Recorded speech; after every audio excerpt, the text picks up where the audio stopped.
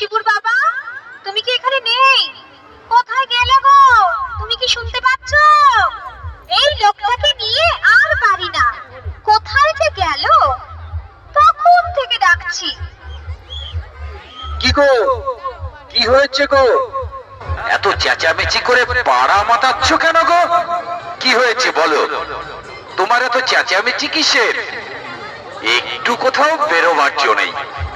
এইবার বলো তোমার কি হয়েছে? আমার কি হয়েছে? বলে ছেলেটা যে এখনো স্কুল থেকে বাড়ি ফেরেনি, সে খেয়াল আছে? কটা বাজে? কখনো তো এত দেরি করেনি। কি যে কোথায় কি করছে, সেজন্য মনটা কেমন করছে। এত চিন্তার কি আছে? স্কুলে গেছে, চলে আসবে। ওই ভেবে তো নিশ্চিন্তে বসে থাকা যায় না। দেখো সন্ধে হয়ে আসছে, কোনোদিন তো এমন করে না, আজকে এত দেরি করছে কেন? তাই তো, এত সন্ধে হয়ে গেল, এখনো আসেনি। এত দেরি তো কোনোদিন করেনি। তাহলে কোথায়? এত দেরি করছে কেন? কোথায় যেতে পারে? তোমায় কিছু বলে যায়নি?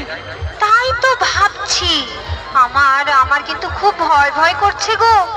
সে আমায় বলেছিল সে নাকি রায়দের বাগান বাড়িতে খেলতে যাবে। তাহলে এখন কি হবে গো? রায়দের বাগান? তাই নাকি?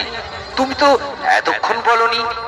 তুমি কি শোনোনি যে রায়দের বাগানে একটা ছেলে খেলতে গিয়ে সে আর কোনোদিন ফিরে আসেনি?